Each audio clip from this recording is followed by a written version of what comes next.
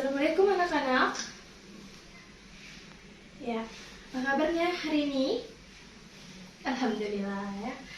Baiklah, sebelum kita memasuki pelajaran IPA pada pagi hari ini, baiknya kita berdoa terlebih dahulu. Silakan ketua kelas pimpin doanya.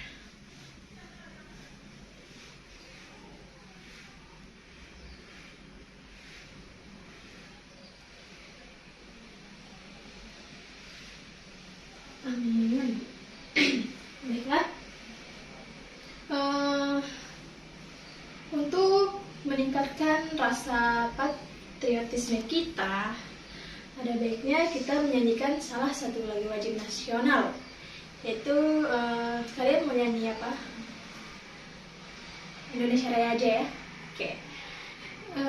Silahkan untuk Ayu pimpin teman-temannya ke depan jadi dirijen.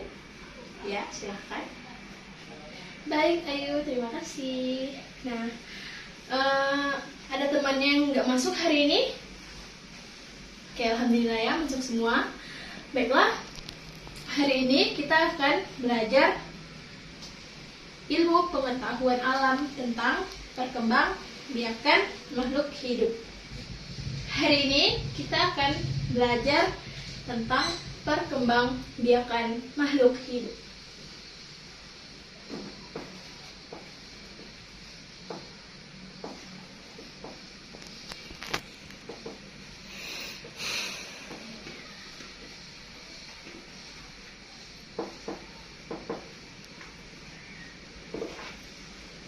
Nah, diantaranya ialah yang pertama tentang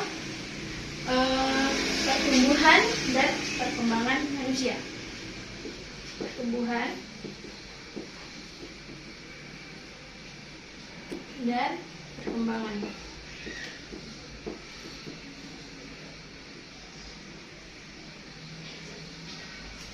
Manusia.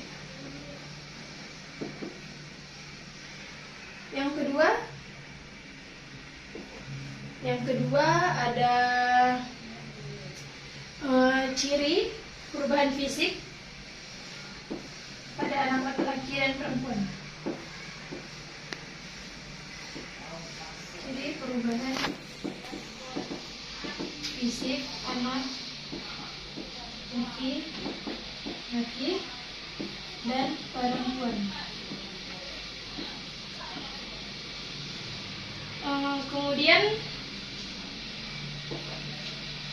Kemudian selanjutnya ada perkembangbiakan tumbuhan.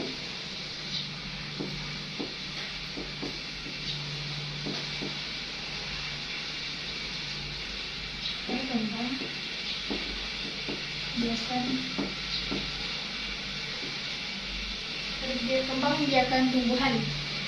Nah, di perkembangbiakan tumbuhan ini ada dua, yaitu dengan cara generatif dan vegetatif. Kemudian ada perkembangbiakan hewan.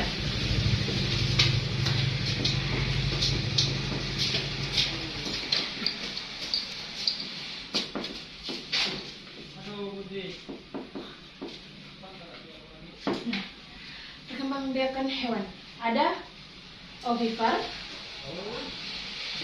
kedua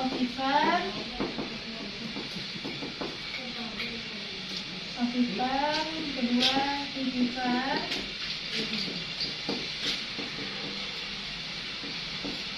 yang ketiga ada ovovivipar.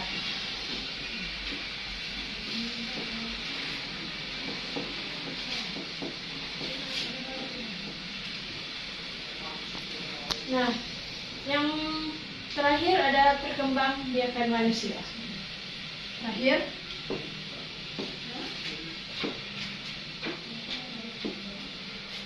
ada perkembangbiakan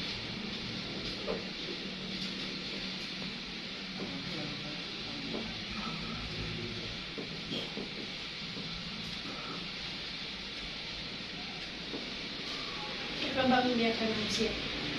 Nah, jadi di sini kita ada membahas lima. Yang pertama, pertumbuhan dan perkembangan manusia. Yang kedua, ciri perubahan fisik pada anak laki-laki dan perempuan. Yang ketiga, perkembangbiakan tumbuhan yang terdiri dari generatif dan vegetatif. Kemudian perkembangbiakan hewan yang terdiri dari ovipar, vivipar, dan ovovivipar. Yang terakhir ialah perkembangbiakan manusia. Nah, kita masuk ke pertumbuhan dan perkembangan manusia terlebih dahulu. Yang pertama, kita akan membahas tentang pertumbuhan dan perkembangan manusia. Nah, manusia itu tumbuh dan berkembang anak-anak. Nah, coba kamu perhatikan seorang bayi. Bayi badannya kecil, lemah, dan belum bisa bergerak banyak. Bayi hanya mampu menggerakkan kaki dan tangannya saja. Nah, dengan bertambahnya usia, maka bayi mulai bisa terkurap, kemudian duduk. Nah, artinya badannya sudah mulai dapat bergerak dan ototnya bertambah kuat. Nah, badannya juga tumbuh menjadi lebih besar. Kemudian, dia mulai belajar berdiri dan akhirnya dapat berjalan. Nah, hal itu menunjukkan bahwa otot kakinya sudah semakin kuat. Nah, anak-anak, jadi pertumbuhan berbeda dengan perkembangan. Pertumbuhan merupakan proses perubahan volume, ukuran, bentuk, dan fungsi pada makhluk hidup. Contohnya yaitu tubuh menjadi besar. Apalagi? Bertambahnya berat badan, ya. Apalagi?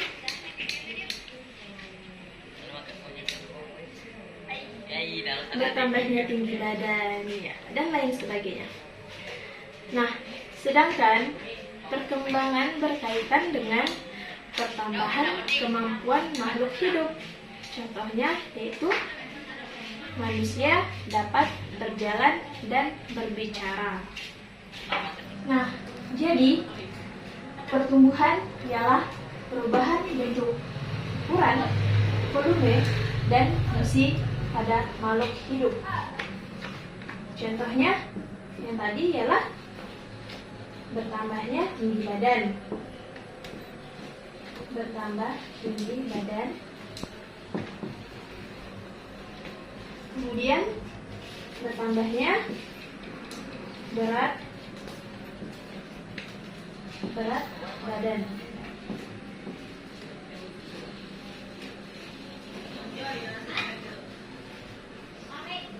Apalagi? Tubuh menjadi lebih besar, ya.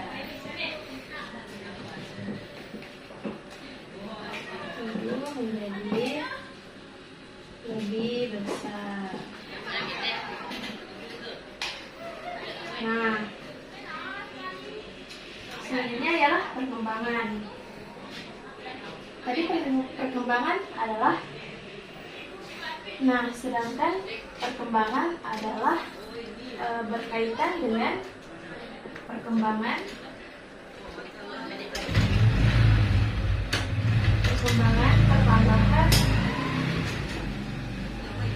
pertambahan kemampuan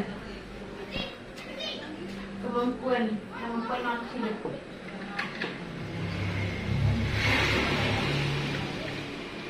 Contohnya yaitu manusia dapat berjalan dan berbicara. Manusia dapat berjalan dan berbicara.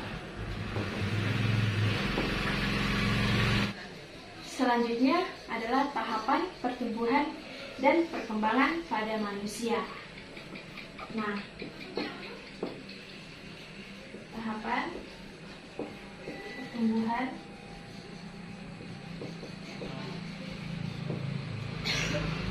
dan perkembangan. Nah, tahapan pertumbuhan dan perkembangan manusia dimulai dari pertama ialah bayi.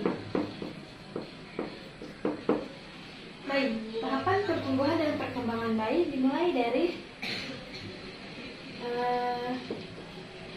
0 bulan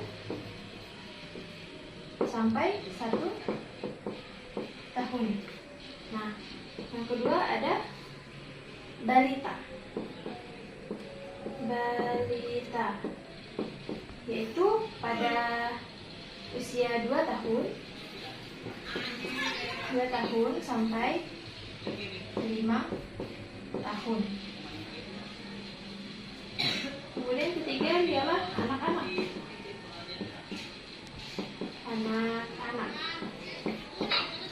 Anak-anak sejak usia 6 tahun sampai 10 tahun. Kemudian masa remaja, yaitu usia 11 sampai 20 tahun. Selanjutnya masa dewasa,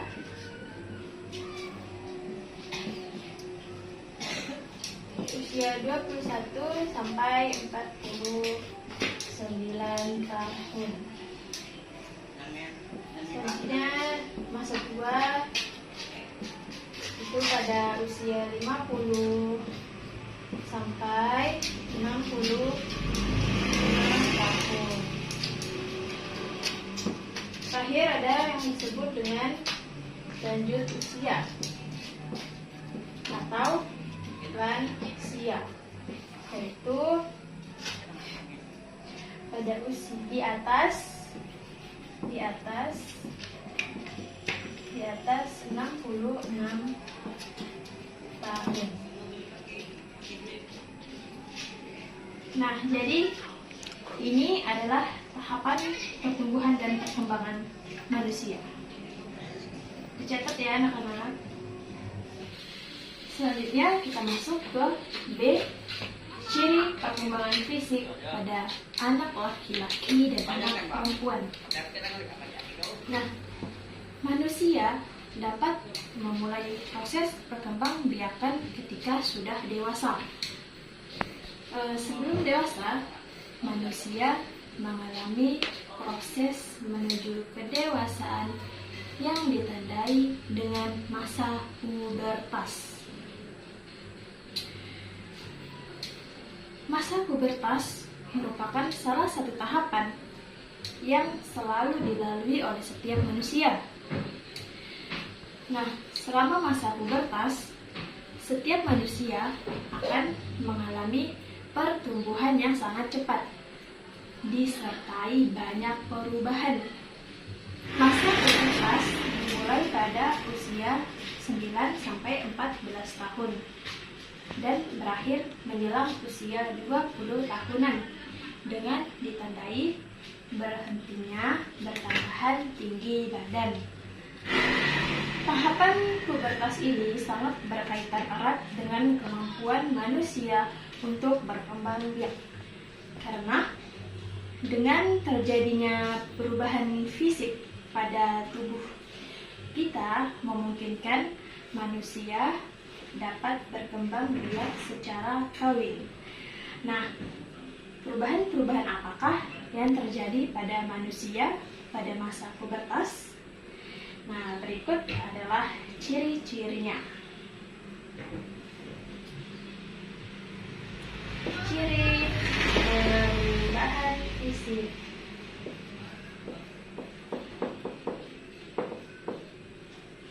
Sini anak laki-laki.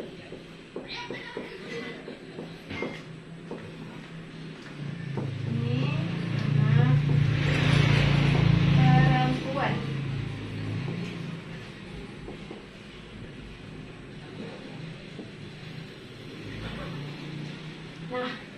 perubahan fisik apa saja terjadi pada anak laki-laki? Ayo, siapa yang bisa? Ya? Iya. Tumbuhnya janggut. Tumbuhnya janggut atau kumis ya. Janggut atau kumis. Kemudian apa lagi?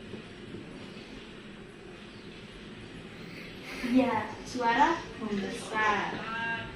Suara membesar.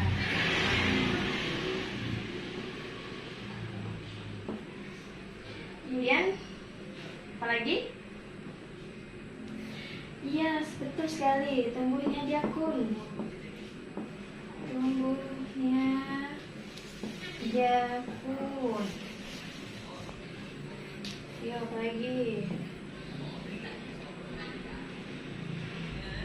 Iya, tumbuhnya rambut-rambut halus di ketiak. Tumbuhnya rambut-rambut halus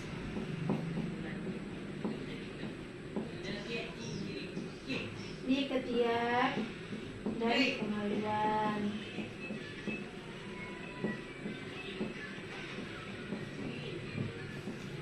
Nah, ada lagi? Ya. Kemudian pada anak perempuan, siapa yang bisa? Iya, benar sekali, menstruasi. Menstruasi. Kemudian, iya, payudara membesar. Payudara membesar. Kemudian, pinggul, ya, pinggulnya juga membesar. Pinggul melebar, bukan membesar ya, melebar.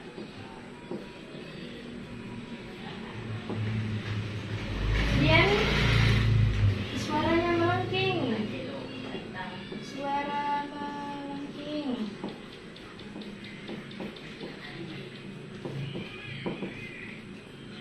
Apalagi?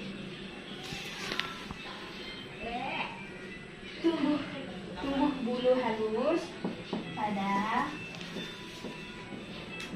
ketiak. Bulu halus pada ketiak dan kemaluan. Ya. Nah, anak-anak, jadi ini adalah ciri perubahan fisik pada anak laki-laki dan anak perempuan. Catat ya. Selanjutnya yaitu perkembangbiakan pada tumbuhan. Nah, perkembangbiakan pada tumbuhan terjadi dengan dua cara. Yang pertama yaitu generatif. Yang kedua yaitu vegetatif.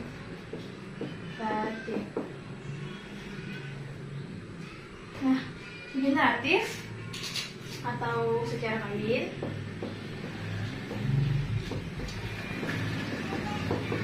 Sedangkan vegetatif ialah secara tidak kawin.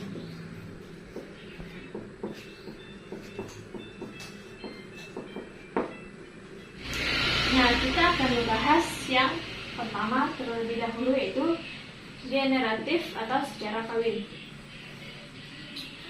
Perkembangbiakan generatif pada tumbuhan adalah terjadinya tumbuhan baru yang didahului dengan penyerbukan. Nah, penyerbukan merupakan peristiwa jatuhnya serbuk sari yang mengandung sel kelamin jantan ke kepala putik yang mengandung sel kelamin betina. Alat-alat perkembangbiakan generatif tumbuhan terjadi pada bunga. Nah, bentuk dan susunan bunga setiap jenis tumbuhan berbeda-beda. Namun, secara umum, bagian-bagian bunga yang lengkap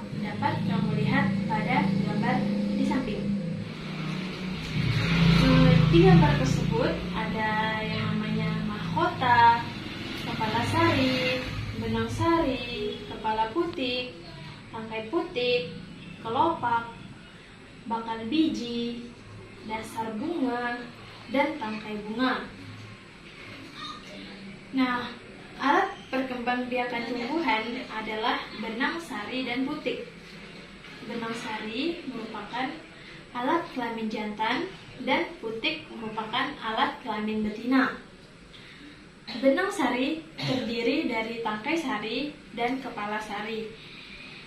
Pada kepala sari yang cukup tua terdapat kotak sari yang berisi serbuk sari. Nah, di dalam setiap serbuk sari terdapat sel kelamin jantan. Kemudian putik. Nah, putik terdiri dari kepala putik, tangkai putik, dan bakal buah. Di dalam bakal buah terdapat satu atau lebih bakal biji. Nah, di dalam setiap bakal biji terdapat kantong lembaga yang mengandung beberapa inti. Salah satu inti itu merupakan sel kelamin betina.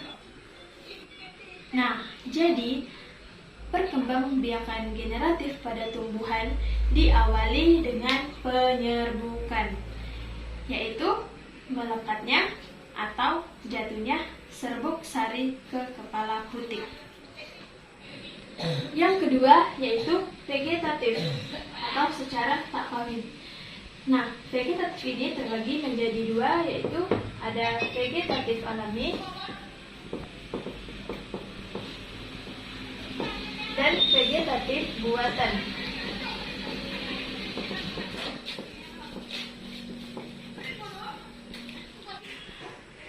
Kita akan membahas vegetatif alami terlebih dahulu. Nah, perkembangbiakan vegetatif alami adalah perkembangbiakan secara tidak kawin pada tumbuhan yang terjadi dengan sendirinya tanpa bantuan manusia. Macam-macam perkembangbiakan vegetatif alami antara lain ada umbi lapis, umbi batang, umbi akar,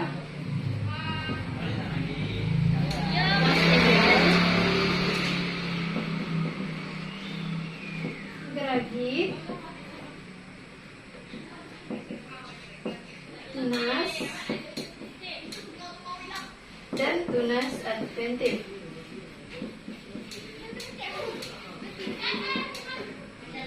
Satu, umbi batang. Nah, coba kalian perhatikan umbi yang terdapat pada tanaman kentang. Kalian akan menemukan bakal-bakal tunas yang nanti akan tumbuh menjadi tumbuhan baru. Umbi batang adalah batang yang tumbuh di dalam tanah dan ujungnya menggelembung menjadi umbi. Umbi batang tersebut sebenarnya merupakan cadangan makanan bagi tumbuhan itu sendiri. Nah, contoh dari umbi batang ini adalah kentang, dan lain sebagainya. Yang kedua yaitu umbi lapis. Umbi lapis merupakan pelepah daun yang berlapis-lapis. Pada bagian atas umbi lapis tumbuh daun, sedangkan pada bagian bawah umbi lapis itu terdiri dari cakram dan akar serabut. Nah, contoh tumbuhan yang memiliki umbi lapis antara lain adalah bawang merah, bawang putih, bunga bakung, dan bunga tulip. Yang ketiga yaitu umbi akar. Umbi akar adalah akar yang membesar berisi cadangan makanan. Jika umbi ini ditanam dengan pangkal batang, maka akan tumbuh tunas. Tunas tersebut merupakan tumbuhan baru. Nah, contoh dari umbi akar ini adalah wortel, lobak, dan singkong.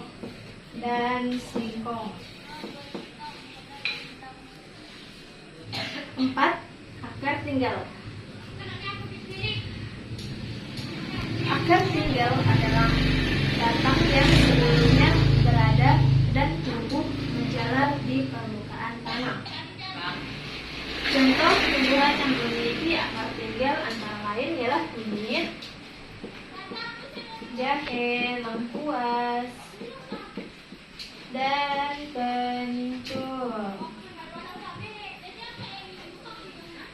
5. Geragi. Geragi atau stolon adalah batang yang tumbuh mendatar di permukaan tanah. Tumbuhan baru dimulai dengan pucuk ujung yang menyentuh tanah, kemudian membelok ke atas. Nah, pada bagian yang menyentuh tanah akan tumbuh tunas yang berakar dan berdaun. Tunas-tunas itu tumbuh menjalar dan tidak tergantung lagi pada induknya, tetapi masih tetap berhubungan dengan induknya tadi. Nah, contoh tumbuhan yang berkembang biak dengan cara geragi adalah rumput teki, strawberry, dan lain-lain. Yang keenam yaitu tunas. Tunas tumbuh dari batang yang terdapat di dalam tanah. Tunas muda menjadi tumbuhan baru dan tumbuh di sekitar induknya, sehingga terbentuklah rumput. Tunas ini tidak tergantung pada induknya, walaupun induknya ditebang. Tunas ini akan tumbuh terus. Tumbuhan yang berkembang biak dengan tunas antara lain ialah pisang, bambu, dan tebu. Yang ketujuh ada tunas adventitia. Nah, tunas adventitia ini adalah tunas yang tumbuh tidak di ujung batang. Tunas ini tumbuh di bagian tumbuhan yang biasanya tidak bertunas, seperti pada bagian daun dan akar. Nah, contoh tumbuhan yang berkembang biak dengan tunas adventitia adalah cocor bebek, sukun, cemara, dan lain-lain. Nah, jadi vegetatif alami itu ada 7. Di antaranya ialah umbi batang, contohnya kentang. Yang kedua ialah umbi lapis, contohnya bawang merah, bawang putih, dan lain-lain.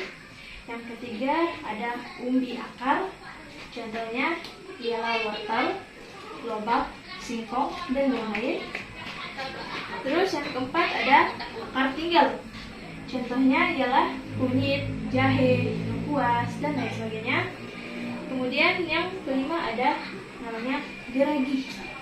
Nah, contohnya ialah pada tumbuhan rumput teki, strawberry, dan lain-lain. Kemudian ada tunas.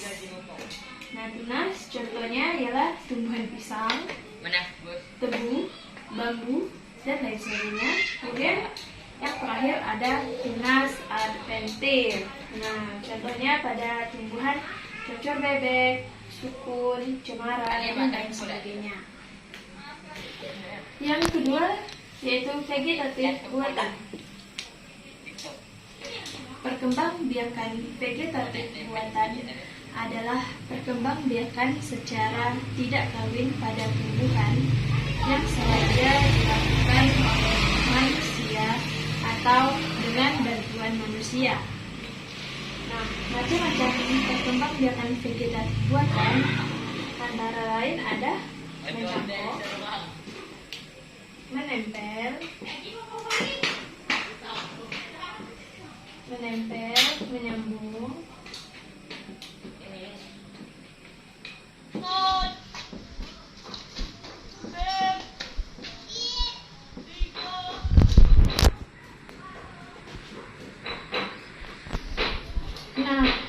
macam perkembangbiakan vegetatif buatan, antara lain ada mencangkok, menempel, menyambung, stek, dan merunduk.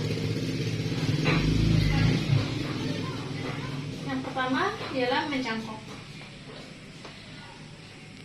Mencangkok adalah memperbanyak tumbuhan dengan cara memotong dahan tumbuhan induknya. Nah,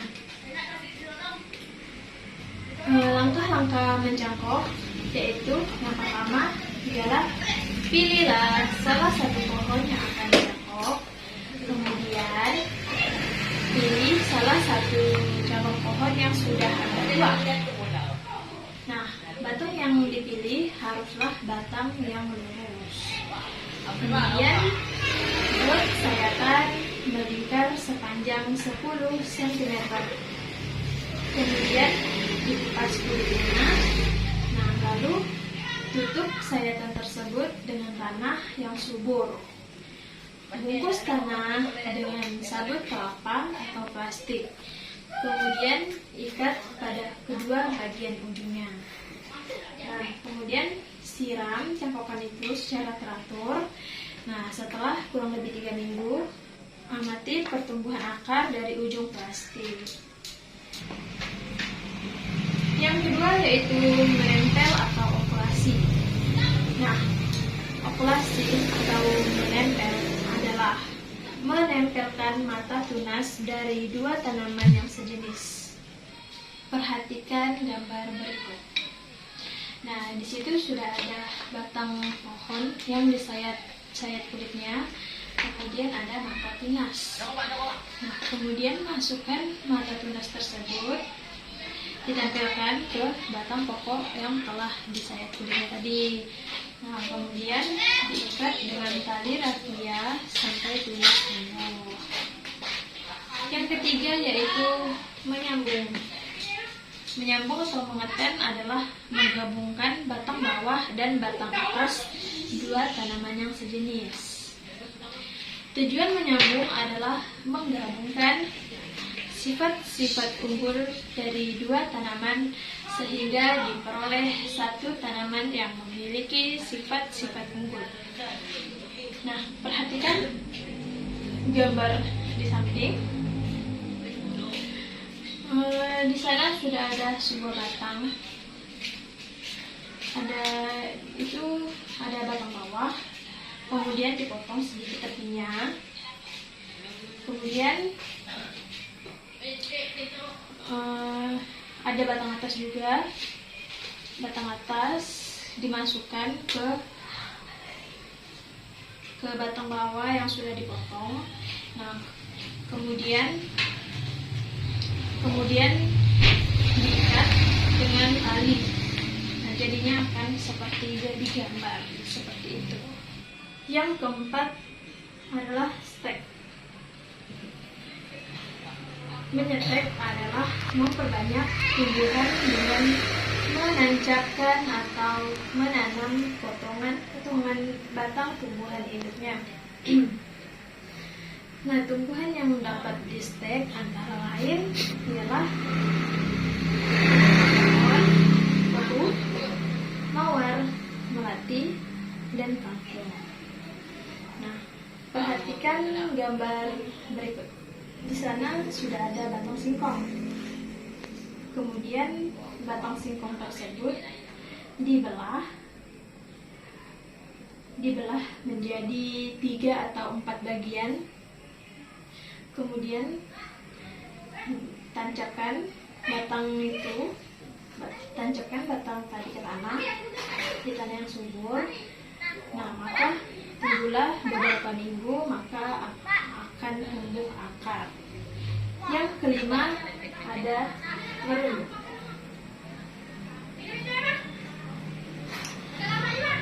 Nah, merunduk adalah memperbanyak tumbuhan merundukkan batang atau cabang ke tanah sehingga tumbuh akar. Nah, setelah akarnya banyak, cabang yang berhubungan dengan induknya dipotong saja. Nah, tumbuhan yang biasa dikembangkan dengan cara produk antara lain ada apel, selada air, anggur, dan lain sebagainya. Nah, jadi sampai sini paham anak-anak? Ya. Nah, jadi vegetatif buatan itu adalah dibuat oleh manusia ya. Ada 5 vegetatif buatan, ada 5. Yang pertama ialah mencangkok, menempel, menyambung, stek, dan merunut. Yang kedua itu perkembangbiakan pada hewan. Perkembangbiakan pada hewan terbagi menjadi 3. Yang pertama yaitu vivipar atau beranak. Yang kedua ialah ovipar atau bertelur. Yang ketiga ialah ovovivipar atau bertelur dan beranak. Yang pertama kita akan bahas vivipar terlebih dahulu. Vivipar adalah hewan yang melahirkan anaknya. Hewan melahirkan atau vivipar mempunyai ciri-ciri sebagai berikut. Yang pertama yaitu janin tumbuh di dalam rahim induk betinanya. Yang kedua yaitu janin memperoleh makanan dari induknya dengan perantara tali pusat atau plasenta. Nah, yang ketiga ialah pertumbuhan janin relatif lambat. Yang keempat yaitu bentuk anaknya sama dengan bentuk induknya. Yang kelima yaitu mempunyai daun berenang. Dan yang keenam yaitu induk betina menyusui anaknya. Nah, hewan yang menyusui anaknya ini disebut juga dengan hewan mamalia.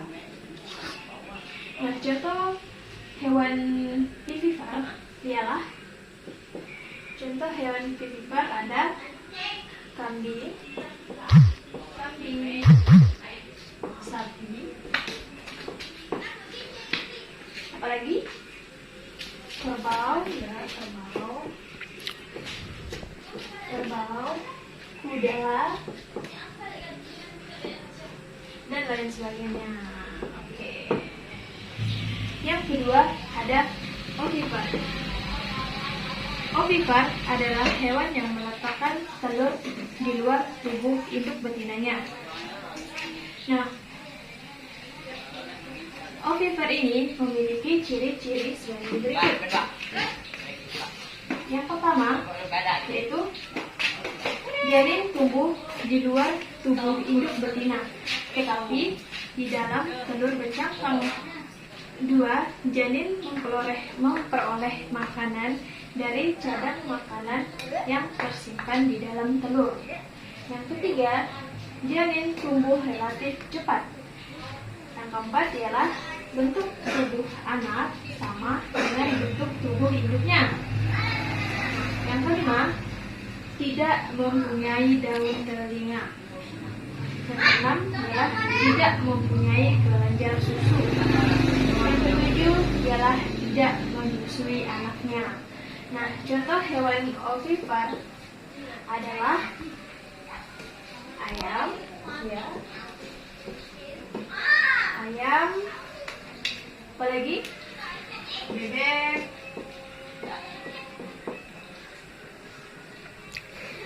kodok, kupu-kupu, ya, apalagi dan lain sebagainya.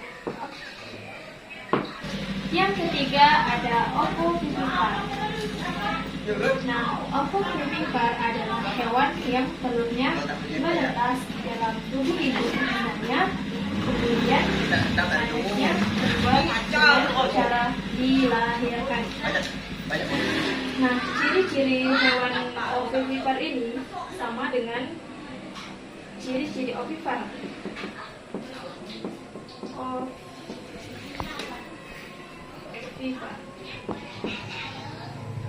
Hewan yang termasuk ovovivipar antara lain ialah ular, buaya, dan ikan hiu. ikan hiu.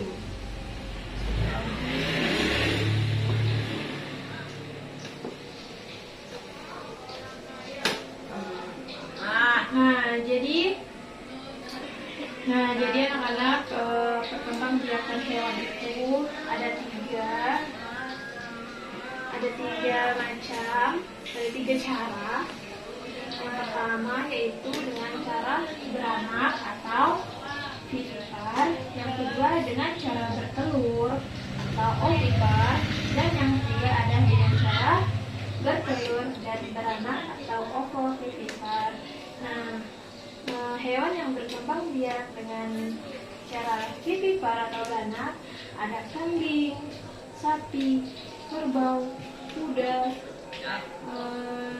ikan paus, lumba-lumba, dan lain sebagainya.